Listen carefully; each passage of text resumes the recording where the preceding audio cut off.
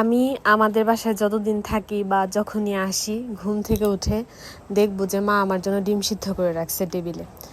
আর আমার হাজব্যান্ড যদি থাকে তাহলে আমাদের দুজনের জন্য করে রাখে সব সময়।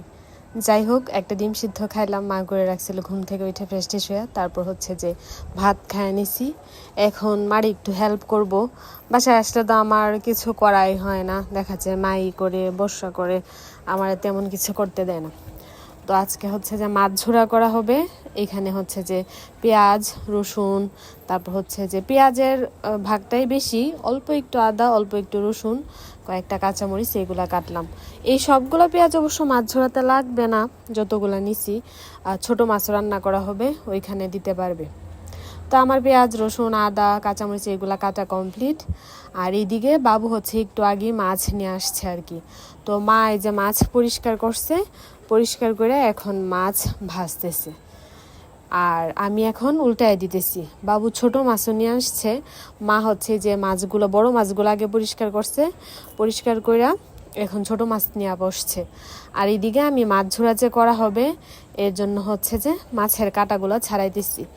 একটু আগে যে মাছ নিয়ে আসছে এখান থেকে একটা পেটি, আর গতকালকে মাছ ভাজা করছিল, এখান থেকে 2টা মাছ ভাজা আছে।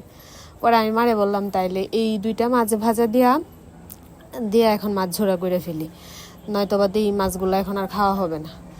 তো আমার মাছের কাটা বাছা কমপ্লিট। আর এইদিকে মা হচ্ছে ওই যে মাছের ঝুল করার জন্য আলু আর পটল কষাইতে দিয়ে দিছে।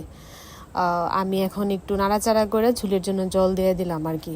জাম আলু আর পটল দিয়ে আর কি মাছের ঝুলটা রান্না করতে বলছে বাবু। তো এই তো তরকারি কমপ্লিট, মাই নামাইছে, আমি জাস্ট একটু নাড়াচাড়া করে ঝুলটা দিছিলাম। এখন মাছ ঝোড়াটা আর কি আমি করব। তো প্রথমে হচ্ছে যে আমি আদা কুচিটা দিতেছি। আর মাছ ঝোড়াতে আমার কাছে মনে হয় আদা কুচিটা দিলে টেস্ট বেশি ভালো আসে আর কি। আদা কুচি ছাড়াও ভালো লাগে, পেঁয়াজ টেয়াজ দেয়, কিন্তু আদা দিলে বেশি ভালো লাগে, অল্প একটু আদা কুচি দিলে।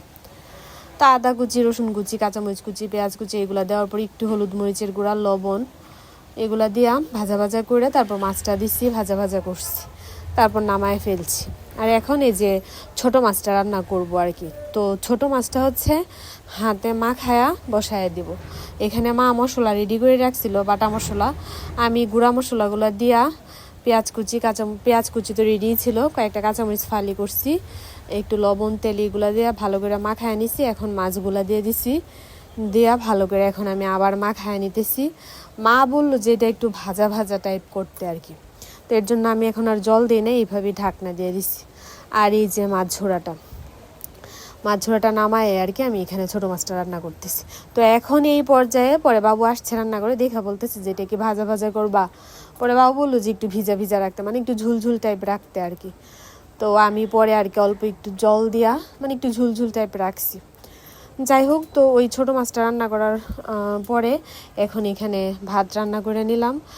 বেশ অনেক দিন পর আমি এরকমভাবে রান্না বান্না করতেছি, বাসায় আসলে তো আমার কিছু করাই হয় না। এই তো ছোটো মাছটা একটু ভিজা ভিজা টাইপ রাখছি, মা বলছিল একদম ভাজা ভাজা করতে আর কি। যাই হোক, তো এই তো রান্না বান্না কমপ্লিট। তো এখন বাবুরে খাইতে দিলাম, আমি এখন স্নানে যাইতাম।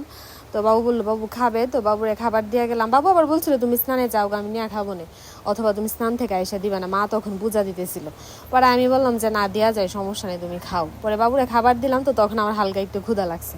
আগের দিন রাত্রের একটা রুটি ছিল, তো পরে ফ্রিজ থেকে একটা লাড্ডু নিয়ে ওই রুটিটা খাইছি। যাই হোক, তারপরে যে স্নান টান করে আসলাম, কইরা এসে যে এখন আমি খাইতে বসছি।